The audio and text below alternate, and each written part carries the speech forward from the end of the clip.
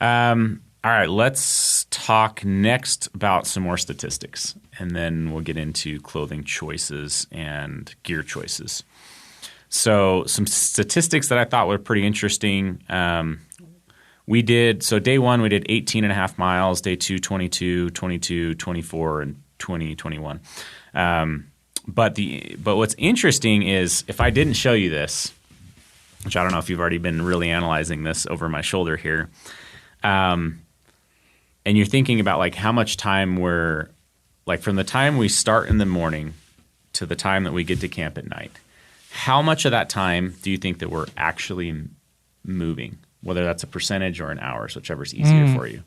I haven't thought about that too much. Like our typical routine is to get up around sunup, start packing up, moving, have breakfast, which is a 40-minute break, go 2 hours, have a break, go 2 hours, have lunch, go 2 hours, have a break, go 2 hours, have dinner, and then go 2 more hours before we set up camp. Right? Yeah. I'm just trying to think in my head how that adds up, right? Like so, 5, 6.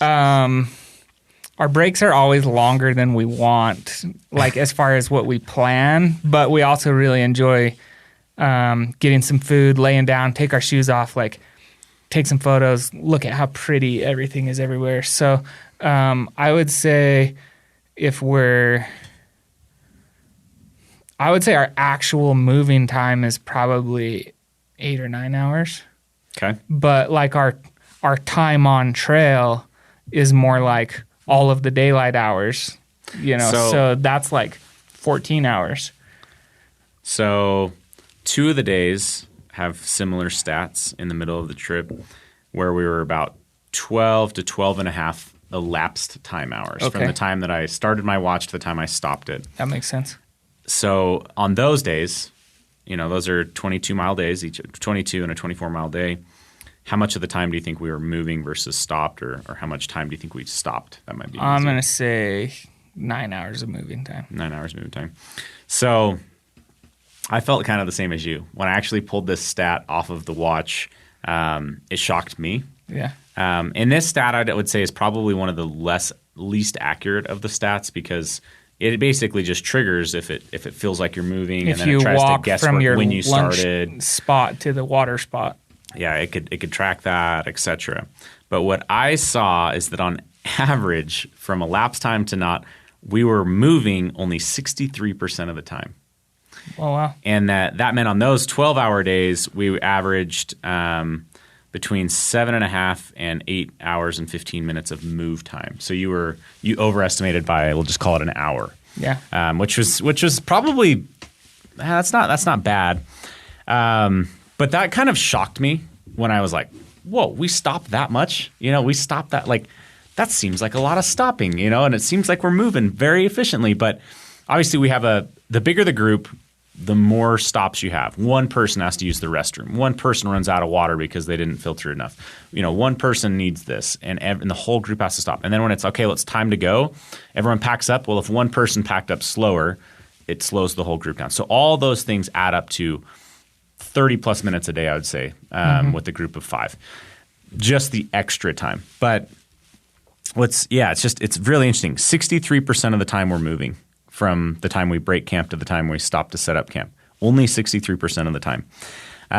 While we're moving, every single day, like clockwork, our average pace of moving time was 20-minute miles. In other words, 3 miles an hour. So we were moving at 3 miles an hour on average all the time. We did have some fast sections where we were doing 4-minute miles and 5-minute miles, which sometimes I can't trust like the fastest moving pace because it may be a gap in tracking and then it like jumps you forward or something. But I can confidently say that we were going 4 miles an hour multiple times almost every day, which is pretty interesting. So usually coming down the backside of passes, sometimes we'd push a little bit faster or just little things like that. We definitely don't do that much. We just seem to be very consistently between 18 and 22-minute miles, which averages us at 20-minute miles. So which that all plays in. For the mileage, you look at that, move time, that's how much time we needed to accomplish those miles. Pretty dang interesting. 2 of the days we had 20.5-minute mile average, but I mean, you're talking about a 30-second difference day over day. So very consistent on our move speed, which I thought was pretty dang interesting. But yeah, really shocked me because I feel like we're fairly efficient. But yeah, only 63% of the time from camp to camp we were there. On our best day, which was our last day of the trip, which this one made sense to me, basically 74% of the time we were moving. So we were very efficient that day. 9 hours, 25 minutes of elapsed time, with basically 7 hours of that being moving time. So we took very few breaks on that day, which makes sense because we all wanted to finish it. Meal.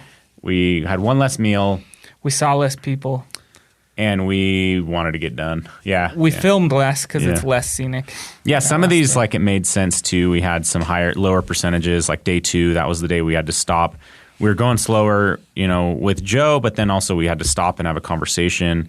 Spent an hour at least in that conversation, getting the Garmin inReach synced up to his phone and everything verified there. So there was more break time on there. Day 3, we ran into just a lot more people because they were doing kind of the standard Kings Peak hike. So we were talking to people a lot. Lots of people stopping us, talking to us about Outdoor Vitals, watch videos, etc.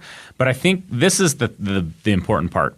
Everyone, including me, I do this every day of my life. I overestimate what I can do that day. Every day of my life, I overestimate what I can do. And I can tell you already, we're going to get comments on YouTube saying, dude, I'm like 80% of it. Like I'm moving 80% of the time. I know that I am, and this and this and this.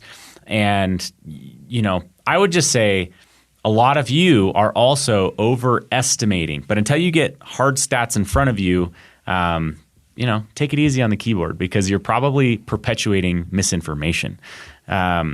Take this with a grain of salt to know exactly what is reality. And you're talking about a group of guys that are all fit, all training, all running, 20 miles a week or more, like done this year over year. We know what we're doing. I'm not saying we're the best. I'm not saying we're the top percentage or anything. I'm just saying this is a really interesting stat to apply to yourself because if you're lower than our fitness level, you may be taking more breaks. And most people overestimate what they can do. Most people just think, if I move at 3 miles an hour on average and this and this and this, well, 3 miles an hour is harder to hold than you think. And it doesn't take much to start to derail that and so on and so forth. But it is possible. We did it. But again, we're guys coming in with 10 to 12 pound base weights, doing a lot of training on a lot of prep work. So it's cool stats, something cool to know. I'm really not mad about that 65%. For one, we still got 20 to 25 miles a day. We did it in the time that we wanted. But also, I feel like we enjoyed ourselves. Like a lot of people, I think, look at the pace that we went at and thought oh, well, if you're moving sun up to sundown, what's the fun in that? And for us, that's what it comes down to is we have the fun on the trail, not in camp, right? Exactly. For me, there's no reason to rush to camp if you're just going to sit around at camp. I would rather just see more. We have our meals in beautiful scenic places where we can including look off dinner. For hundreds of miles. Yeah, we do dinner right at 5 o'clock, and we do miles after dinner because we have more energy to do those last miles, and because we get a hike during the prettiest time of the day. So I feel like it's a little bit of a mind shift to think okay, well let's spend our non-moving time out on the trail rather than in camp. What? If you're trying to leave a small trace or no trace, essentially, when you're camping, there really isn't much reason to hang out in camp for hours.